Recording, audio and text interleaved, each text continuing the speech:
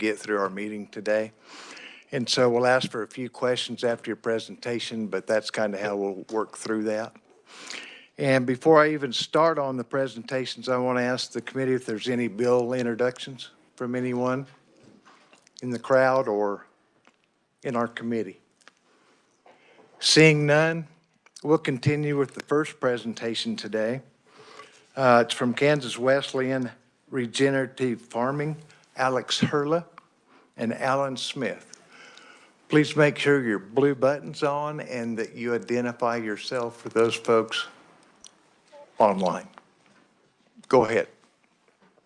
Good afternoon, Vice Chairman Long, Ranking Member Carlin, and members of the committee. Is it on? The blue light's on. Yeah, it's on. Okay. Might need. I can set up here. There you go. Okay. We can hear you now. Sorry. Okay, perfect. Okay. And I also have a presentation. Okay. Well, good afternoon, Vice Chairman Long, Ranking Member Carlin, and members of the committee. I do have a PowerPoint presentation I submitted. Okay. Okay. Very good. Do And- we have copies of that? Yes, sir. That's the one. Yeah, Yes. we do have copies. Very good. Okay. So I will start with the first part of this presentation, and then I'll hand it over to Dr. Smith. And I am the Joe Hall Chair of Regenerative Agriculture at Kansas Wesleyan University, and we're representing the Heartland Rodale Institute Farmer Training Program there at Kansas Wesleyan. And then once the presentation is up, we'll jump into that.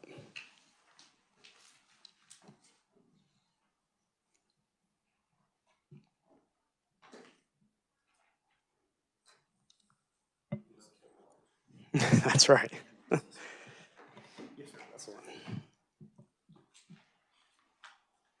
Okay, so like I said, Dr. Smith and I are from the Heartland Rift program at Kansas Wesleyan. Next slide, please.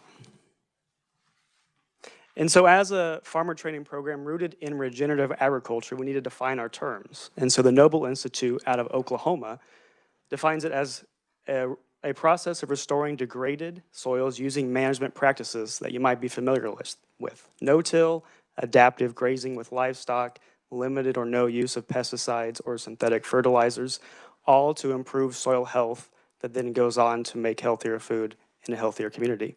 Next slide, please. So these are principles over prescriptions.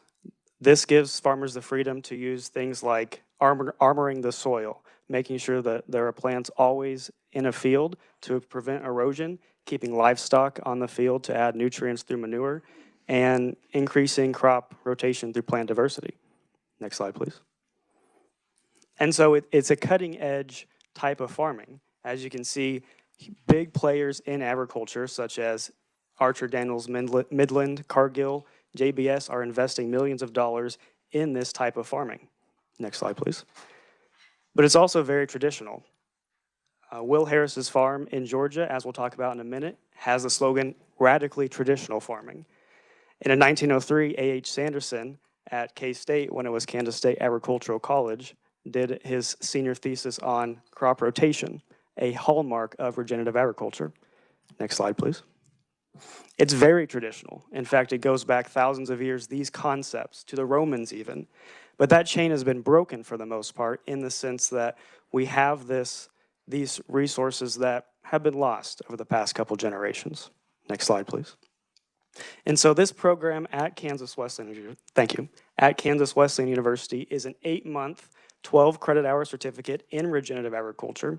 We are seeking funds to allow our students to take this program at no cost to them.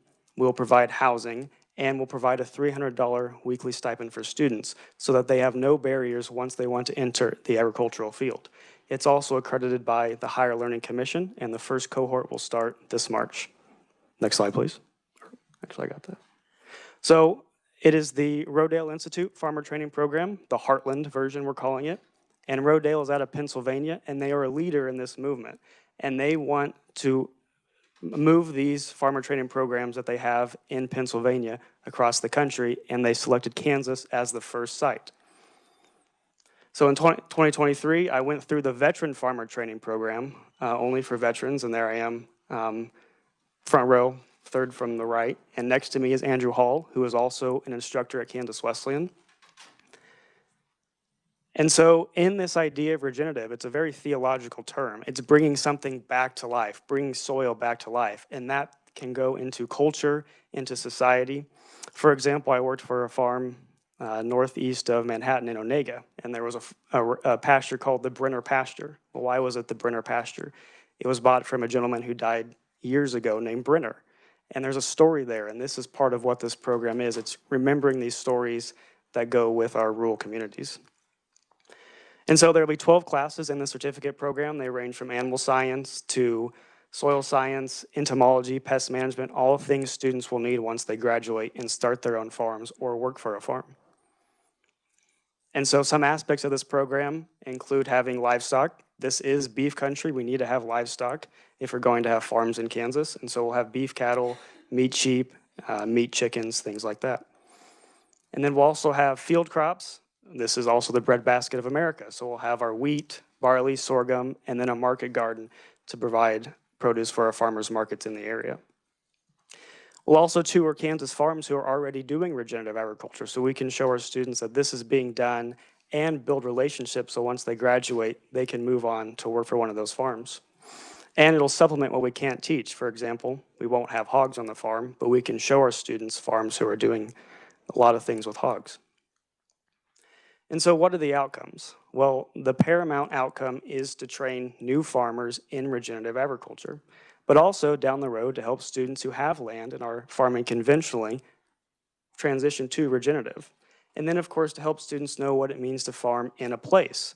If they want to come to Salina, Kansas to farm, what does that mean to be in this community and farm? And then to help local communities and feed their neighbors. So some outcomes that are kind of the dreams, you might say, of regenerative agriculture. One is Will Harris, who was recently on the Joe Rogan show. He farms 320 acres in Georgia and has all kinds of livestock he raises for meat. He makes $20 million a year on his farm. And that, of course, is on the extreme end, but that is possible with regenerative agriculture.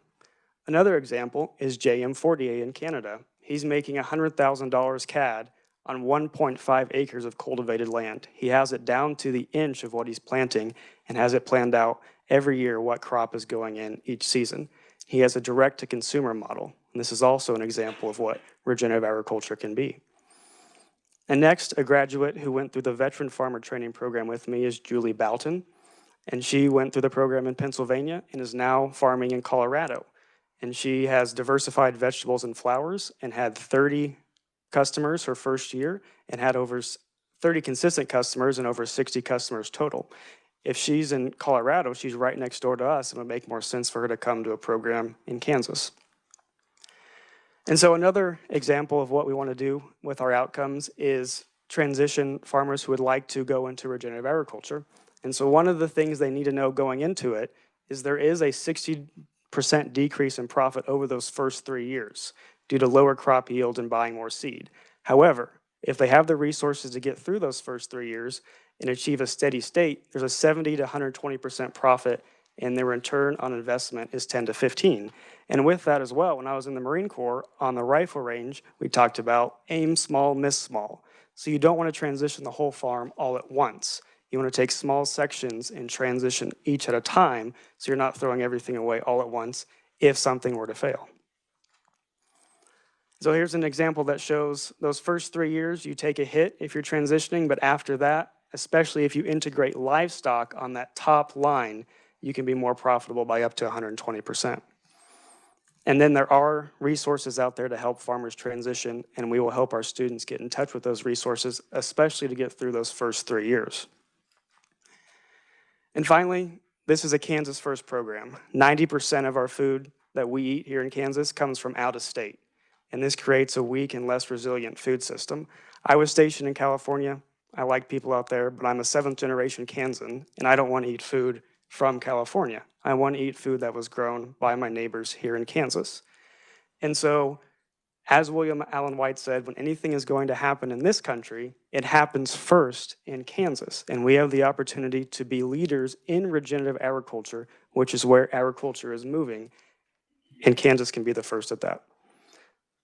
So thank you very much. And now I'll turn it over to Dr. Smith. It's a hard step to follow. Thanks, Alex. Again, to our chair, Mosier, who in her absence, Vice Chair Long, Ranking Member Carlin, and all of the rest of the committee members, thank you for the opportunity to testify today. I'm here, like I said, my name is Dr. Alan Smith. I am the strategic advisor for Kansas Wesleyan, and I'm here just to add to what Alex has said, and I think the best way to do that is to kind of tell you a little bit about my background. Small-town kid from Louisiana, have a bachelor's degree in agricultural economics. Used to work for Ortho, the old ag company that started no-till. And I remember first job was sent me to Independence, Missouri, and I had the northwest corner of Missouri, and I had Kansas. And so here was a young kid trying to come in and try to tell farmers or work with farmers on how to make a profit, how to do their job, and you know how that went. But we earned some credibility, because I think what I found out is once you can show a person how to make a living, it doesn't really matter who you are or where you're from. And so I had some conversation with a few, and we've shared that Kansas is this state that has been a part of my life for, since I left college. And I've seen farmers who have been great farmers who have moved from traditional farming to no-till. And now I think that regenerative is the next step. Just like in the car business, you go from the muscle car to the EV, and then you make some progress. So what we're asking you is a one-time ask of $2 million. That ask, what it will do for us as part of ag, part of commerce, is that Kansas wants to be, and we are, and we will continue to be leaders, especially when it comes to agriculture. And we believe that as we move and we help farmers, I remember when we were trying to do no-till, well, we'd ask the farmer, hey, man, I just need a good spot along the road where we can put out some test plots and we can show your neighbors and other farmers how this process works. But in order to do this, we really do need the support of individuals such as yourselves, because it's an investment. But it's an investment in Kansas. It's an investment in the farmers of Kansas. It's an investment in the young people that are going to come along and take this certificate program, and we're going to put them out in the fields with farmers, and we're going to have those young people walk with those farmers to help them take this practice to a level where if it's an option they want to choose, then certainly they have traditional ag, they have no-till, and now the next level will be regenerative.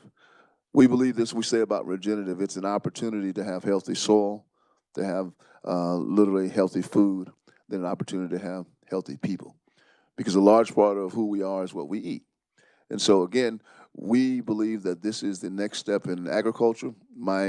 I'm 60 now, and I've been around agriculture all my life, and I've been around some great farmers. And I remember, again, when we were trying to help farmers to continue to be better in what they were doing, we shared with them no-till. And it was something that, we talked about it with several of you that, we didn't see, but we kept trying little by little, and eventually it became a standard part of many of those who practice today. And so we're asking the same opportunity through your investment in this program to be able to educate young people at no cost. We have 8 in the program right now. Take those in a program that will last 8 months. They'll be able to graduate. And then we're already asking farmers, can we send a person, whoever, to your farm?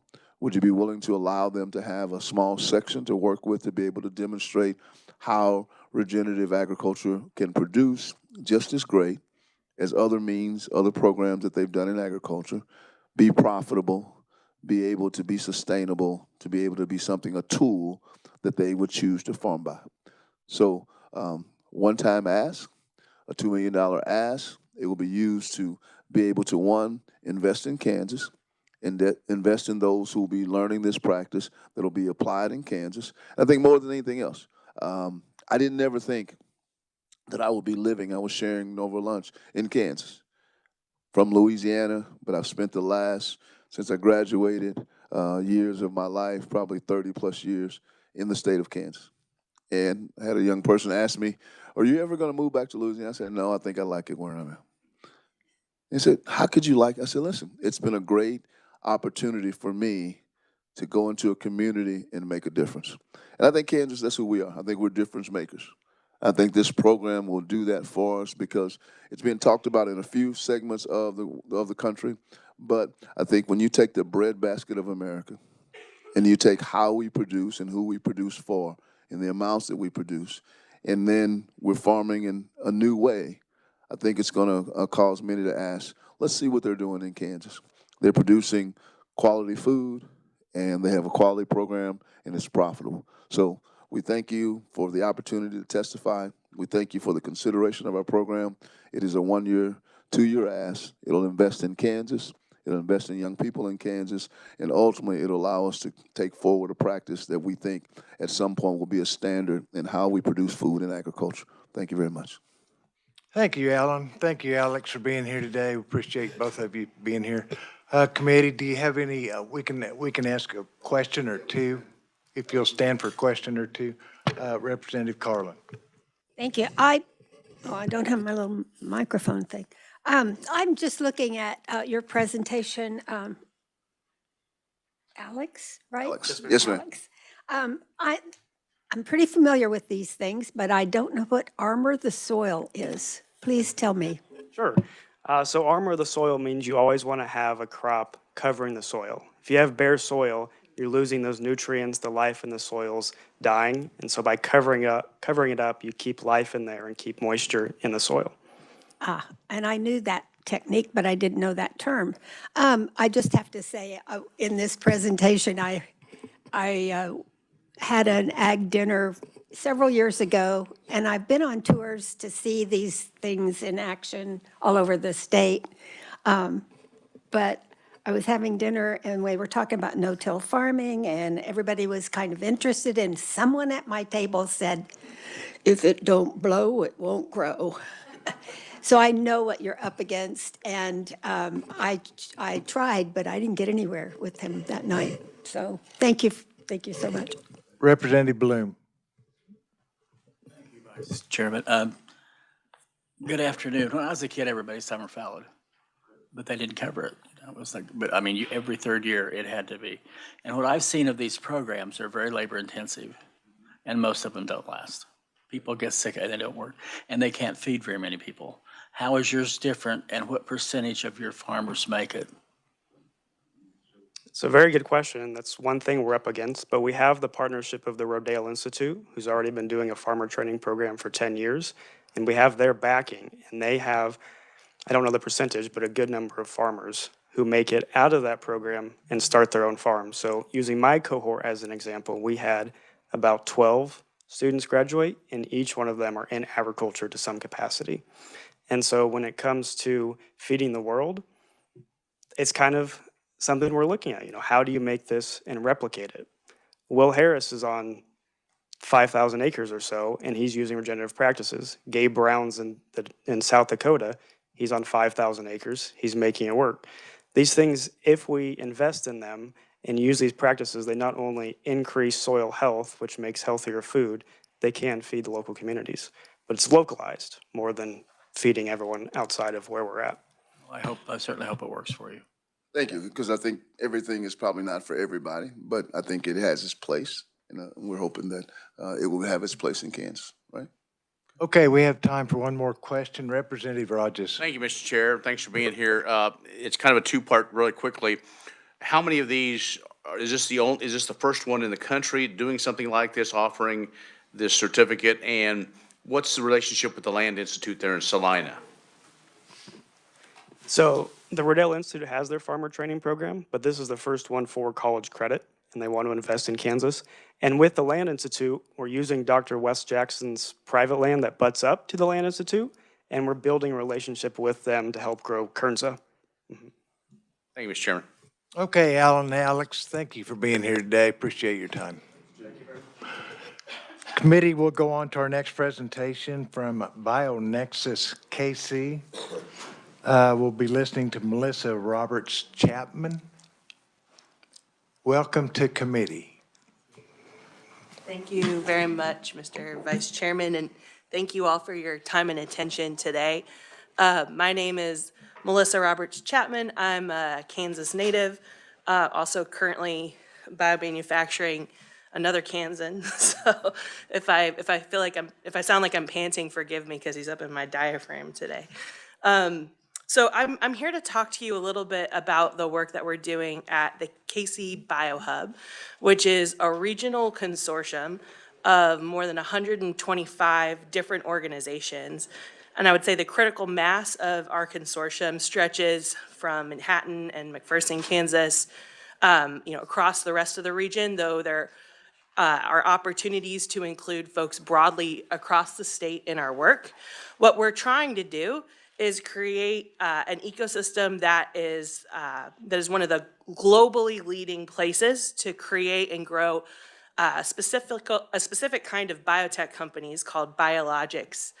These are medicines that are grown from living tissues and organisms. And while that may seem a little far-fetched, I guarantee that almost everyone in this room knows someone who relies on a biologic medicine to save or improve their quality of life every day, because they include things like insulin or Humira, the arthritis medicine, that also have, of course, many, many applications in animal health. And in a place where our farmers and ranchers feed the world, this is not just an important issue for our state's economy, but also for our national security, making sure that we keep animal populations safe. And so biologic drugs are really an important part of that equation, and they represent kind of the cutting edge of innovation in these medicines. We're hoping to produce many more of those in the region, and we have many strong assets already that contribute to our global leadership, things like the Animal Health Corridor, which we talk a lot about, things like National Bioagro Defense Facility, NBAF, located in Manhattan, Kansas, which, conducts research on emerging diseases for animal health applications. And so the work of the KC BioHub builds on those existing assets to really drive growth of this industry and recapture leadership in it within the United States. This is an industry that over the last 20 years has really seen lots of investment from foreign countries, including China and the CCP. And so making sure that we not only onshore the jobs, but recapture our domestic ability to drive innovation in this industry is deeply, deeply important. I know you all have a presentation in front of you a little bit, but our consortium, as I mentioned, includes 125 different organizations, including both K-State and KU, which is quite a feat. We've been working together for the last year and a half to apply for a major federal grant called the Tech Hubs program. This is created to make sure that we have opportunities in the middle of the country to build these innovation engines in ways that can compete globally and lead globally, and that not all of that activity happens on the coast. We believe, and so does the EDA, the Economic Development Administration, that Kansas is the right place to build this biologics innovation hub. And so that's why we were successful about a year ago in receiving a Tech Hub designation. So there were 350 regions in the country that applied for this, and our regional consortium was one of just 30 to win.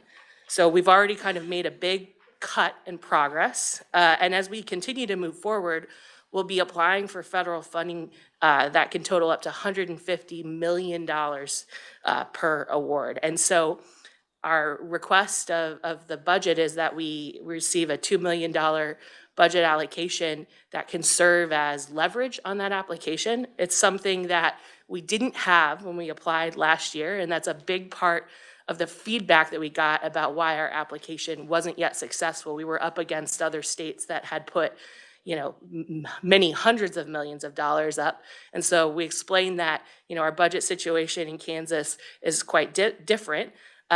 But any amount of state support that we can show as leverage, as a declaration of the state of Kansas' strong interest and support of this work, is something that is very persuasive. So I know I've been very brief, but I'm happy to answer any questions. I think that'll probably be more interesting for you. Okay, thank you, Melissa. You know, I don't have the presentation. Do you guys have? We didn't receive your presentation. Oh, okay. Oh, yeah, I don't think I think it's a different one. But I can talk about it a little bit more in depth. Well, if you want to send it to us, or we can get it in our inbox, Layla, or maybe. Committee questions for Melissa? No? Representative Rogers. Thank you. I don't have a question, but thank you for your work. This is very important. So, and I know sometimes it's easy to kind of glaze over because we don't have a presentation or because it's bio, but Kansas has been one of the leaders over the years. And so I know, I hope you don't feel we're getting short shrift on this deal. We have so many things to do, but thank you and that team you put together. You know, y'all working on this. I think this is big as we look down the road. So I just wanted to thank you for coming. And you're quite right. This is a place where Kansas has been a leader over the last 50 years. And I think we see an opportunity to continue to grow Kansas leadership on a global scale and really make this the greatest place in the world to build these kind of innovations. And like I said, they're the kinds of things that keep both animals and humans safe and improve their quality of life every single day. And that doesn't mean that there's no more room for innovation. Of course, there are new things that are being developed all the time. So in a state where we produce so much, commodity beef, or even, in other states, swine or poultry, of course, there are emerging infectious diseases that are threats every day. So we do the research to understand these at places like MBAF. And then our universities can develop these ideas further to get them ready to bring a drug to treat these diseases to market. Then entrepreneurs take that drug and pick it up from there and develop these kind of companies that create the medicines on a commercial scale. All of that happens today, but it just happens in other places. And we have an opportunity to make sure that and all the companies and the revenue that generates stay right here in our state to serve the population. Yes, I couldn't agree more with Representative Rogers' comments. Committee, other questions for Melissa? Seeing none, thank you for your presentation. Thanks for being here today. We appreciate you. Thank you. Make sure she sends that presentation. Just make sure you send the presentation so we can take a look at it. Thank you. I absolutely will. All right, thank you very much. Okay, committee, our next presentation will be from Higher Path, and Kristen Brighton is here to give us that presentation. Welcome to committee, Kristen. Thank you.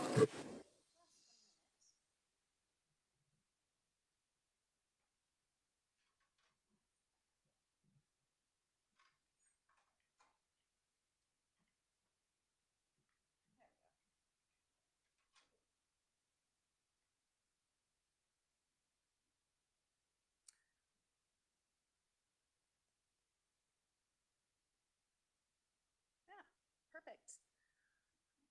Again, my name is Kristen Brighton. I'm the owner of a small business in Manhattan, Kansas called New Boston Creative Group. In 2016, I had the pleasure of being the chair of the board of the Manhattan Area Chamber of Commerce. And in that capacity, in the 9 years I had in my community leadership role, I went to multiple economic development meetings, probably like many of you did, in which we were hearing left and right that no young people wanted to go into the skilled trades. And we started to look at all of the severe workforce shortages we were having, in many cases because our young people were not going into the high demand job areas Kansas needs for our economy to be successful. As the owner of a marketing firm, in 2018, I started meeting with people across the state to see if there could be the possibility of developing a marketing campaign geared towards families and teachers to get kids better educated about the jobs we need for them to go into so that Kansas can thrive in the future. And in 2019, we started actively fundraising to get this program off the ground, and we were all set to launch our program in March of 2020 when the pandemic slowed us down just a little bit.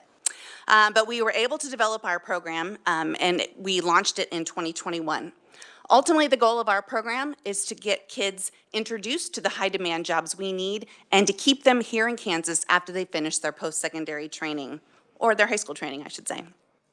I was able to pitch the idea for Higher Pass to some of our state's largest employers, and many of the businesses that are up here, well, all of the businesses that are up here, pledged a significant amount of seed money to help us develop out the program and get the program off the ground. So I always want to make sure I give a shout out because 3 major businesses put in $150,000 to help us get started. And those were the Kansas Contractors Association, Stormontville Health, and Textron Aviation. We also had significant investments from Foley Equipment, Garmin, and Spirit Aerosystems. So we launched our program in the spring of 21, as I said, and it was very good timing because we ended up benefiting from an ESSER grant through the Kansas State Department of Education. And that grant really gave us closer to the type of budget we needed to do a prolonged state marketing campaign. We knew we were never going to be able to be successful. This wasn't going to be a 6-week effort. This was a long-term effort to change many families' perceptions as to what the options were for their children after high school and to get them to be much more open to many of the new pathways that have been developed over recent years. So we ended up receiving a $900,000 grant over 3 years, which got us from February of 21 through 24. We also did quite a bit of private industry fundraising to help us really grow the program. We also were able to get 2 different grants through the Kansas Department of Commerce to help support our Cool Careers video series, which I will talk about in a little bit more just in a minute. But right now we are kind of at a crossroads looking at what is going to be the future of this program that we have worked really hard to build over the past 5 to 6 years.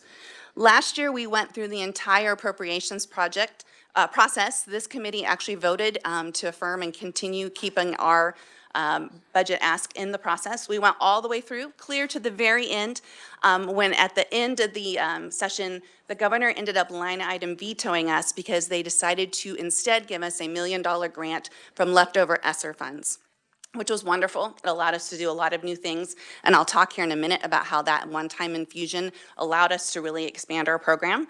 But now we're trying to figure out what will be next for us, how we can continue to build and grow this program, which is really starting to do some amazing work.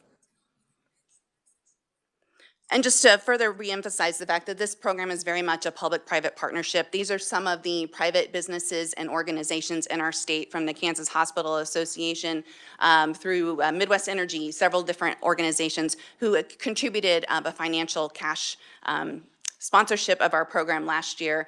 We've always wanted to be able to pair state and federal government grants with money from the private sector because we feel ultimately both the private sector and the state will benefit from a growing and thriving workforce. So our marketing campaign, because every marketing campaign has to have a target audience, our primary audience are parents. We know that if we can't get parents on board to support their children going into many of these different pathways after they finish high school, all of the efforts being done statewide to really build up our career and technical education programs, to fully flesh out many of our higher education programs will not be successful. And so we have always seen parents as our primary target audience for Higher Paths. But ultimately, our goal is to get this information in front of the kids, for the youth of the next generation of our workforce. And so we don't think most 8-year-olds, for example, will probably go out and spend much time consuming media to learn about careers. We feel it's very important that the parents in their lives, and if not their parents, their teachers, are key parts of driving that discussion and introducing kids to jobs that we need them to fill when they finish their schooling. Since our program has run since February of 2021, we've also been able to see through the data that we've been able to collect that we're reaching a lot of 18 to 30-year-olds. So while our initial goal was to really get information in front of kids birth to age 18, we also found that a lot of 18 to 30-year-olds are accessing our content and learning about careers through us as well. Now, the one caveat with that is I don't know how many of those 18 to 30-year-olds could be classroom teachers or could be parents themselves. But regardless, we know a lot of 18 to 30-year-olds are coming to our website and accessing information regarding careers. So we really consider that another audience for our effort.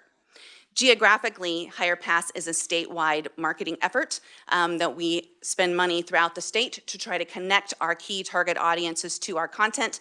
And we do include the entire Kansas City metro area because we know that the Kansas City metro, that entire labor shed is supporting Kansas businesses. So we do not exclude the Kansas City, Missouri side of the state line. We know they're a key part of the workforce for the Kansas City metro area. So ultimately what we do, my team at New Boston Creative Group has partnered with the Kansas Rural Communities Foundation to allow us to create a nonprofit entity that develops all the content that we put out on Higher Pass.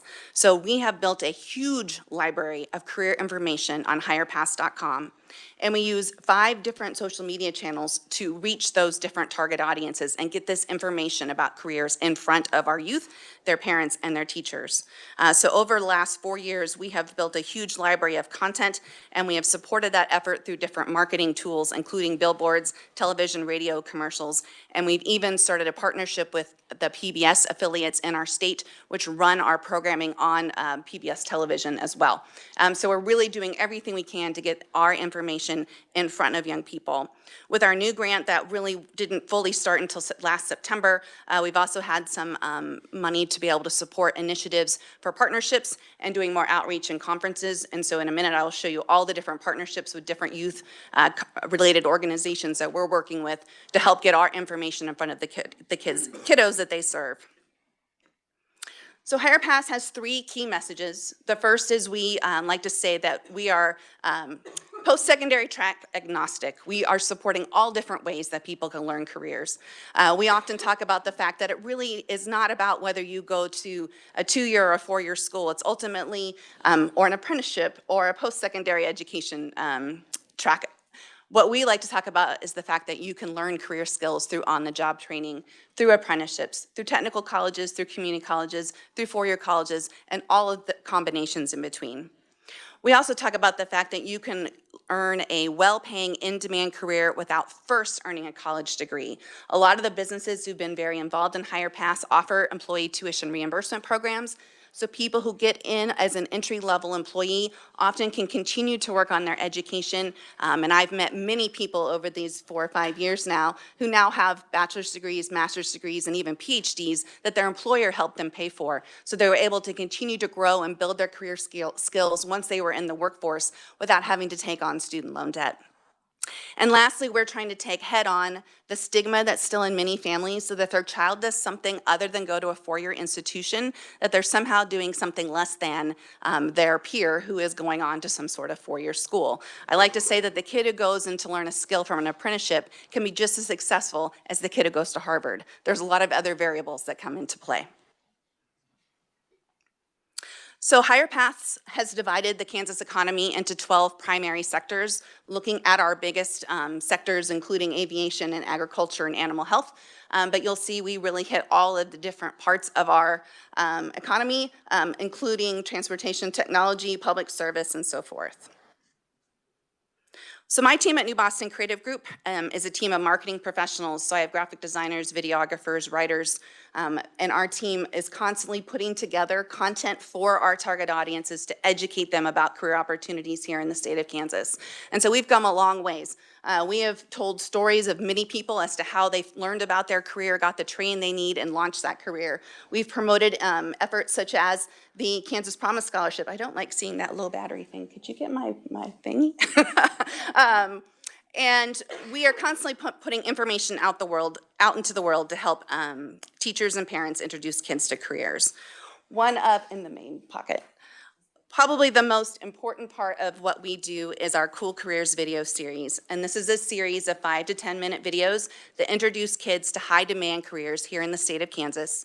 So what we do is we come out and we decide that we want to focus on a specific career. Let's say we want to teach kids about being a pilot.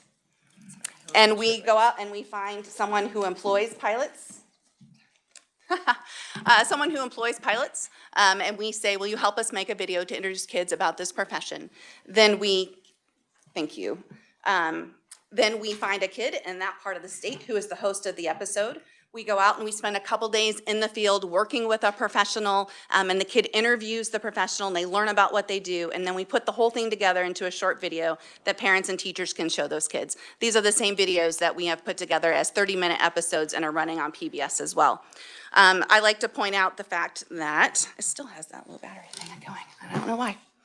These are the episodes that we have produced so far. So we have 28 videos currently going. I don't know why it still says it's low battery, even though we got it plugged in. No, we love technology. Okay, these are the 28 videos that we've produced. You can see we've been all over the state producing these videos. I like to say we've been from Ulysses to Pittsburgh. We've produced a ton of content, putting it out there to introduce kids to these high demand fields. So you see everything from a cybersecurity analyst to our most recent one that will be coming out next month is an advanced manufacturing technician. I'm going to real quickly play you just the 30-second commercial so you can see the quality of these videos, and you can see the diversity of the types of jobs that we are trying to represent. Cool. Kansas needs more kids like you and me to someday do important jobs like... Should be running right through me.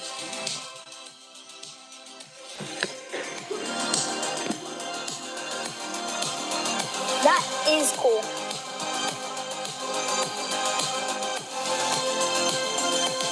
Let's go. Let's go. Let's go. Let's go. Let's go. Did you get that gist, or you want me to play it again?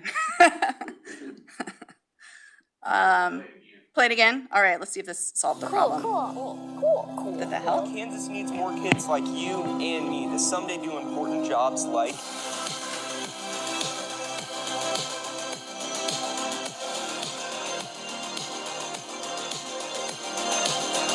That is cool.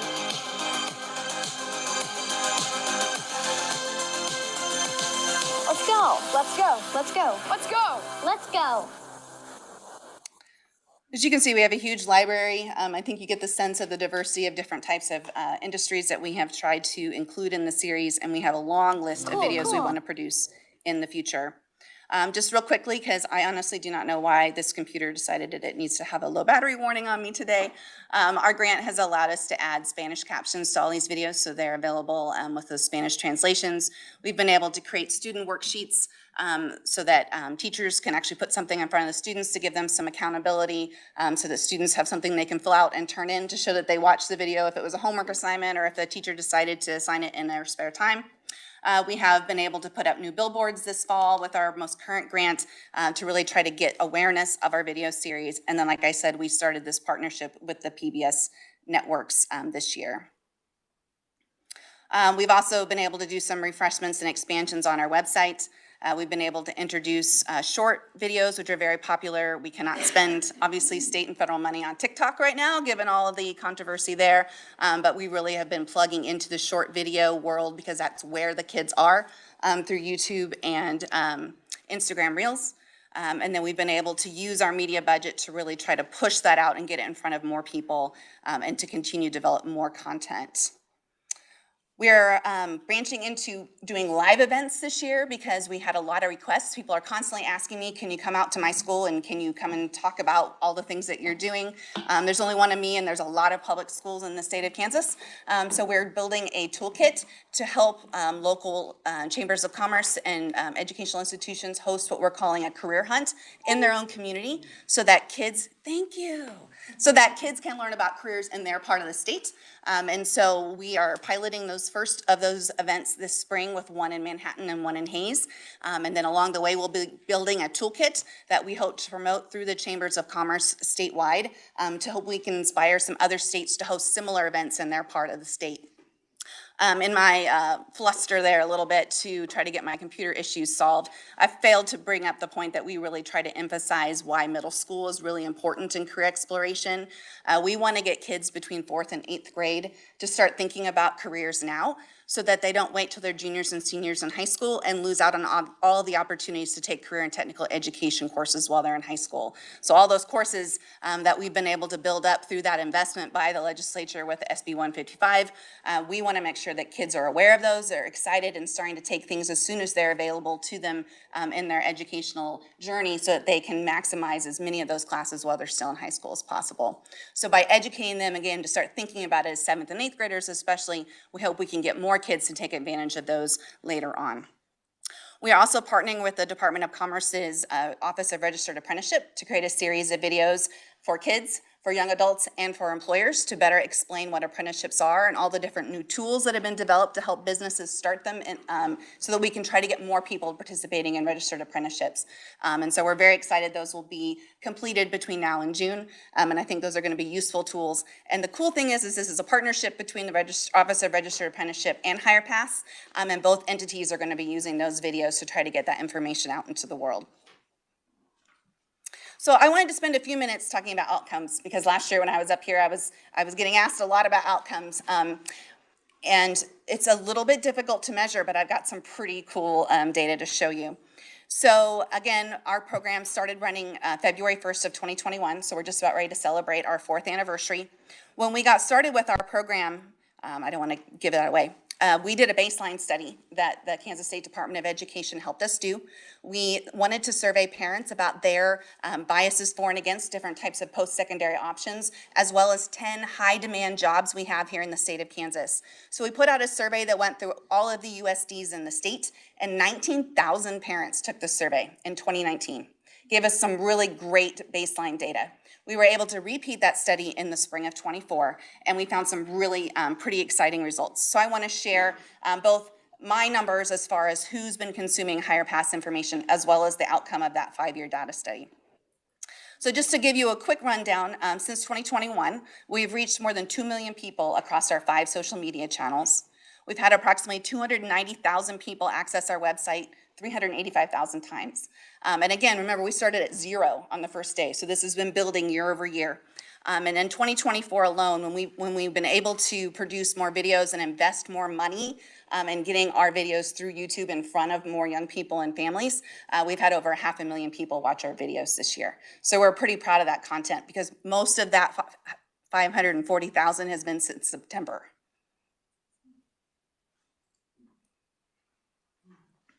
And also, just to kind of reinforce the fact, starting in mid-September, when we finally got the green light to start spending our new grant, we've seen some significant growth, which really shows me that we really needed that level of to be able to make a media purchase to really reach people in the state of Kansas with the reach and frequency we needed to make a difference. We've seen 147% increase in website sessions, 150% increase in active website users, 99% increase in meta ad reach, so that's Facebook and Instagram, 178% increase in LinkedIn ads, and 1,193% increase in YouTube ad clicks. So basically, we did not have enough money to really be running a state campaign prior to getting our grant this year, but in just 3.5 months, we saw significant increases in the number of people we were able to get our content in front of. So that was very exciting. It also re-energized us to want to try to figure out long-term how to keep this program growing. Then to talk about my parent perception study, just real quick, what changed? So again, we surveyed parents in 2019. We re-surveyed them in 2024. And one of the numbers that we really latched onto from the original benchmark study was that at that time, 63% of parents told us that they hoped their child went directly from high school to a 4-year university or college. And now, I'm not in any way saying we don't need kids to go to a 4-year school, but we also know the state of Kansas needs an extreme growth in the number of kids going into some other post-secondary track as well. And so to get that to happen, we'll need some balancing out. And we saw that we dropped from the percentage of parents who said they hoped their child went from high school to a bachelor's degree dropped from 62.7% to 51.7% in 5 years, an 11 percentage point drop. Now, obviously, COVID played a big part in that. HirePass is not claiming all of these gains, but I think it shows that the multitude of different ways we're trying to get this information in front of people is really starting to make a difference. We also had a huge increase in the number of parents who said they'd be very happy if their child learned career skills through an apprenticeship, from 8.8% to 18.3%. Same with technical colleges, huge growth from 17.1% to 28.7%. For community colleges, from 21.9% to 30.3%. When we asked people if they were deterred by the high cost of higher education, that number increased from 26% to 34.1%. So more than a third of Kansas parents said the high cost of higher education is deterring them from wanting their child to go that route after high school. We also asked them if they'd be happy if their child learned career skills through high school career and technical education, and that number jumped from 53.5% to 62.5%. Really showing a 9 percentage point increase in how much happier parents are in these options for their kids. Ultimately, our goal is to keep kids in Kansas and being successful after they graduate. And so we asked them, do you believe your child needs to leave Kansas to be successful? And the good news is there was only a slight change in growth in that number, just a 0.3% change. So I would really love someday to be able to survey kids, but because of different rules about that, we can't do that at this point in time. But at least their parents, for the most part, want them to stay in Kansas and think they can be successful.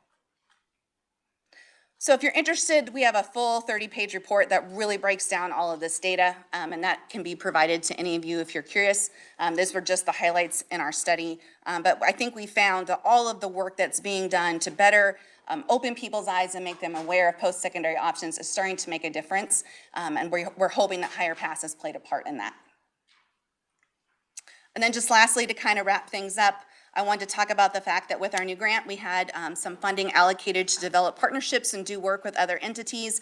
And you can see all the different groups that I'm working with right now from the workforce development team at KBOR. I'm working with 4-H. I was out at the program rally last week in Great Bend with 4-H Research and Extension, and we're starting a contest with them I'll tell you about in a second. We're working with Zello, which is a software program that does career exploration in schools. We're working with the Office of Apprenticeship. I did a training just last week for JAG-K. We're also looking to how to collaborate and support the CAPS network out of the Blue Valley School District. We're even celebrating people who've moved back to Kansas through the Love Kansas program at the Department of Commerce. So we're trying to look for ways that we can partner with others and extend all of our budgets to do more with what we have. And then we also have developed a partnership with all the 4 PBS affiliates here in the state of Kansas. In a free exchange, they're running all of our content just as a way to get more information out to families. And then lastly, I just want to talk about the fact that we have started a new contest with 4-H. It'll be limited just to 4-H members this year, but we see it as a pilot. And basically, we are creating the opportunity for kids to go out and research a career and make their own cool career student edition video and enter those in the state fair next summer. And then we will run the best ones on our Higher Pass channels and promote those statewide.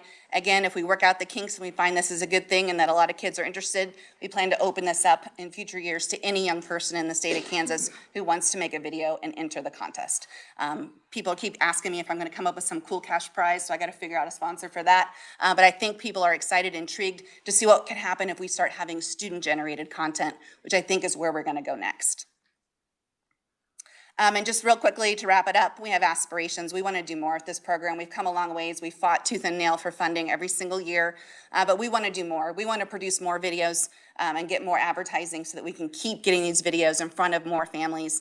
We want to continue to grow these live events so that we can be working with local chambers of commerce and businesses so that kids can learn about opportunities in their part of the state. We want to create more short form videos to continue to get more information out where kids are spending their time.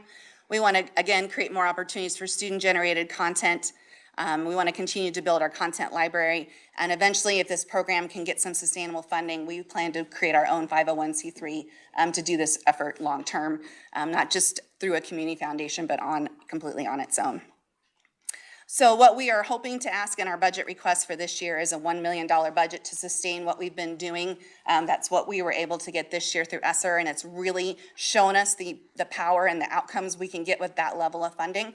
I think there's even more we could do if we were able to get a larger request. As always, we're going to continue to work with private industry and try to raise private funds to match state funds as well. I think there's no end to what we can do if we work together. And with that, that's the end of my presentation. I'm sorry if that went more than 15 minutes. That's okay, Kristen. And sorry for the technical things in the middle that kind of made me a little Thank frustrated. you for your presentation. We are kind of running short on time for questions, but we thank you today for your presentation. Thanks for being here. I think we'll move along to our last presenter here, folks, today. The last presentation is from Sunflower Summer app, and Ben Sosita is here to give that presentation. Welcome to committee, Ben. Welcome, thank you, Vice Chair Long and Ranking Member Carlin and members of the committee. I will try to be brief now on that, make up some time here for you all. Thank you all for letting us come out here. First, I want to say thank you to the Kansas Legislature.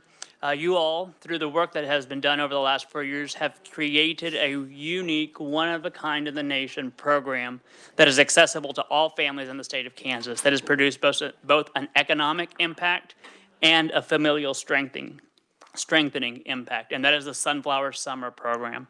The Sunflower Summer Program began shortly after 2020 through ARPA funds here through the state legislature, and was continued on last year as through the Appropriations Committee as a program that moved from education to the Commerce Department in 2024 in the 2025 fiscal year budget.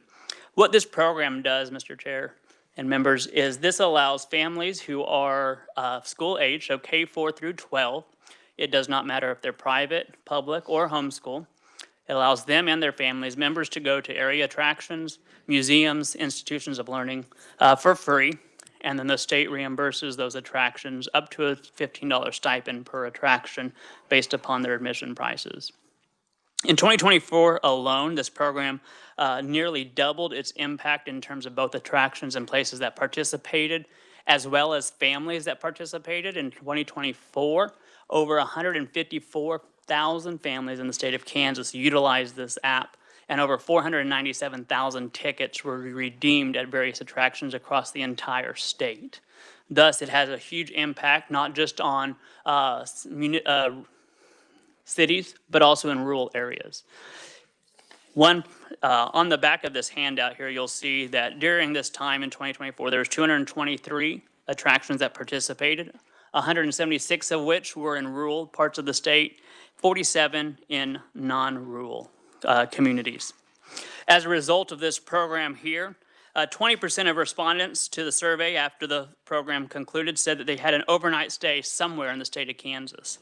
31% of the surveyors said that they visited 6 or more attractions.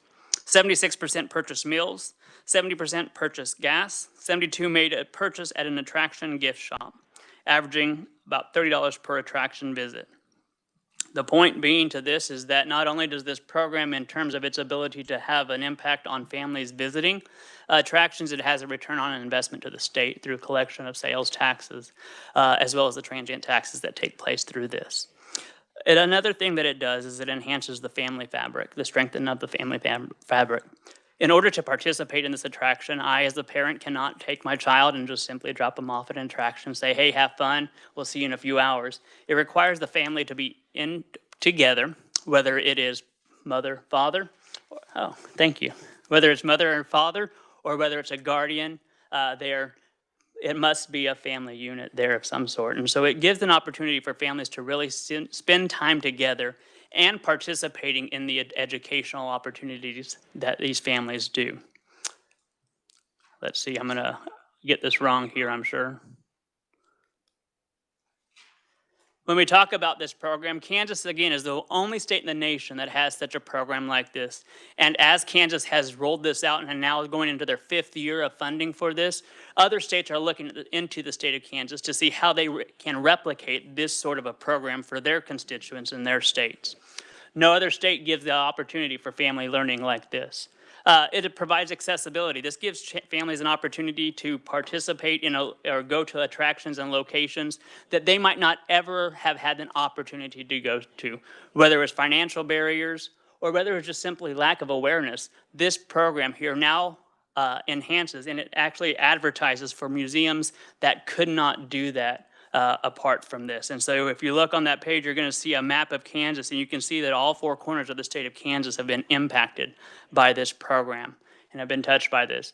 It provides continual educational learning throughout the summer. When kids are coming to our place, and I guess I should say, I represent the Kansas Aviation Museum. That's where I work at, and so we get to showcase Kansas's rich aviation heritage, but we also have other places that participate in this. I'm joined by Adam Smith from Exploration Place in Wichita, as well as several others around our state who help participate in this. And these are kids being able to go to these places, interacting with educational exhibits, thus continuing their educational learning throughout the summer months there. I already talked about the family time that goes into this. And then, of course, the statewide pride. Kids are learning all about different aspects of the state of Kansas that they didn't know existed prior to this. It is a summer program, and last year ran from May 25th through August 11th. And so it included, again, over 200 different attractions. Kansas is leading the way when we talk about this. Not only are we leading the way in terms of our opportunity to provide families with this outreach, we're also leading the way in the fact that this allows for a building of our future workforce. You've heard several presentations already this afternoon concerning the importance of how are we reaching kids who are going to be entering a changing workforce in the next 10 to 15 years. In fact, the changing workforce is already here. We're seeing that. But now kids are being able to engage in these STEM learning opportunities, get hands-on skills while they're there at these locations, and learn more about what this workforce will look like. And this is just our ability to touch that point earlier. Product development. What this has allowed, as well as Topeka here and Wichita have both seen, and I can only speak because both of these two locations have talked about this today, is the fact that through this program, as a result of this program, we're seeing actually further economic development take place with expansions, creations of work through Exploration Place building, a $25 million, and Adam could speak to this, but basically and I should not ruin this for him because he can nail this real quick. So I'm going to pause on this and I'll come back to that because I do want him to mention that without me botching this. And then the Discovery Center here in Topeka doubling their outreach capabilities as well. It's also a part of resident benefit there. When we talk about how we attract people to our state, though this is not the linchpin idea that someone's going to relocate to the state of Kansas, having a unique opportunity to take their families across the state and visit attractions and visit places, learn Kansas culture and Kansas pride is a huge source and is a huge impact that we can use as an economic driver for that. What are Kansans saying? I'm going to skip to just one because, again, I told you I would try to give you back some time there. On the first page of that one-pager, it said, I switched my family's vacation plans from Florida to Kansas because of the Sunflower Summer Program. We will be taking a family road trip, round trip across the state, including stops in Topeka, Abilene, Wichita area, Dodge City, and Hayes. I'm excited about our road trip and can't believe this is a program that they can use. Just a simple example of how this program is touching all four parts of the state, all four corners of the state of Kansas. When you're going and you're visiting those locations, you are sitting there and you're making stops at their mom and pop diners. You're going and getting gas at those local gas stations. You're supporting those small businesses that really are the backbone. Real quick, the one thing I do want to say in closing, before I ask Adam just to come up and say a couple of words here, I want to say thank you to the Kansas Legislature. You all have led on this program from its inception in 2021, and we ask that you would continue to do so. I would love to say that this was just a thank you.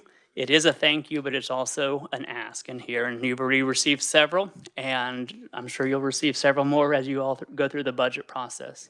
This program is about was budgeted $3.5 million in this 2025 fiscal budget. And our ask there on this is that it be increased to $5 million in total funding. That way the program can adequately reach the number of people. What happened is that in 2025 or 25 budget, 24 year, the program saw a large amount of success across the entire state. Like I said, 497,000 tickets redeemed, 154,000 families touched in the state. As a result of that, the program expanded there quite well. And so we're asking that for 2026 fiscal year budget, that increase happened to $5 million. Again, this is your investment in our future as we see families utilizing this app. Thank you for your leadership. And just real quick, I'll have Adam come up because he can explain this a lot better than I botched it. So I apologize to him for ruining that, but thank you very much for your time.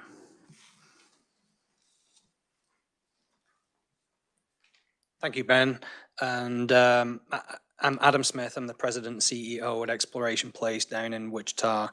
And Ben spoke very eloquently about the impact the Sunflower Summer Program has had on our state and on 154,000 families that participated in the program last year. It has become, over the last 4 years, a very, very valued program in our community. Ben spoke about the impact on education and on strengthening families.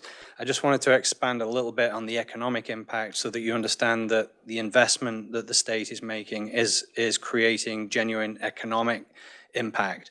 I don't have access to all of the data but I can look at Exploration Place. We actually represented 11% of all the visitation through the Sunflower Summer Program last year.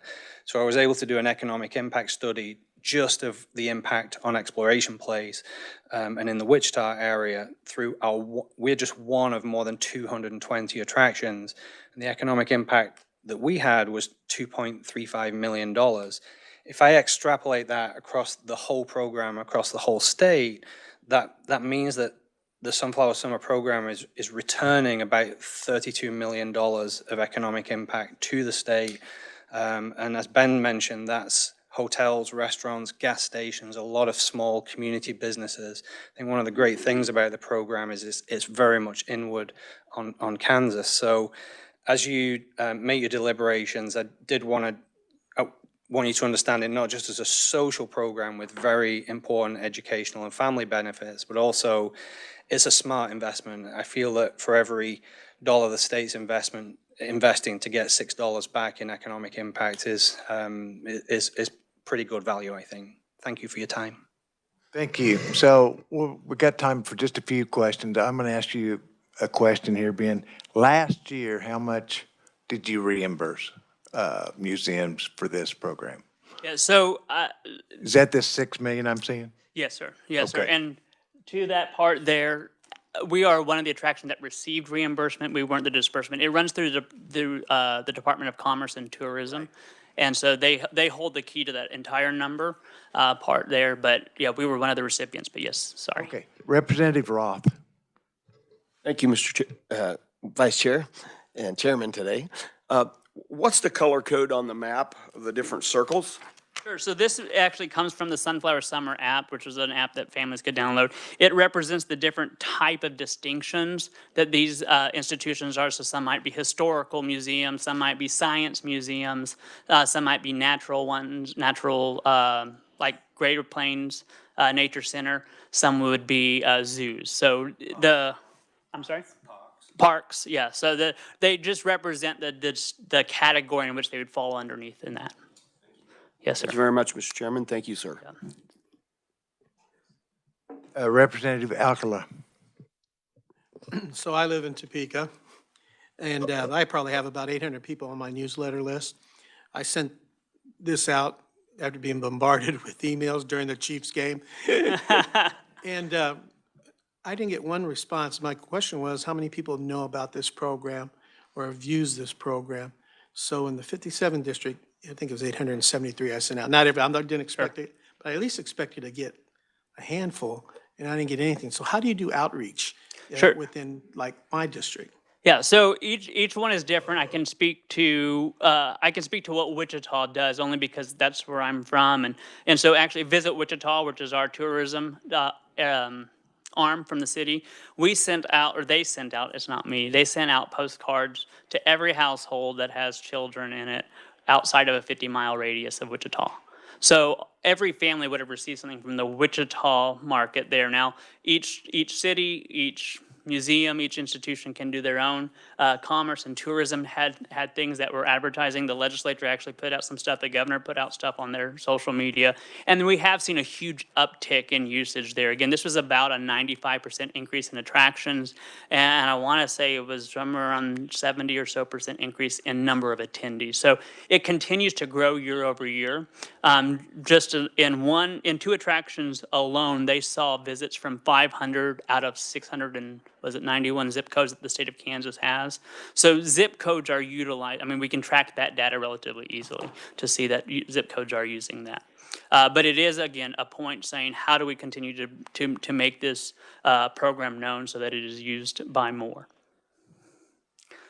I will. I appreciate that. Thank you, Mr. Chairman. Okay, committee, one quick question, one more question, Representative Rogers. So your ask is 5 million a year? Yes, or sir. 5 million over 2 years? 5 million a year. It's currently 3.5, so it's a $1.5 million ad. Okay, thank you. Yes, sir. And I assume the app's free. Yes, yes, yeah. There's no cost to the families in utilizing this, and again, so it's a benefit to every single person across the socioeconomic map. All right, Ben, my personal district is very small and very rural, but I got lots of emails on this. I sure did, so thanks for being here. Appreciate it. Thank you. Committee, that concludes our business today. Tomorrow, we want to do budget recommendations on the Kansas State Fair, and we'll have an informational meeting on the state water plan. We'll also have a budget hearing on the Kansas Water Office and the Kansas Department of Agriculture. So that concludes our meeting. We are adjourned. Thank you.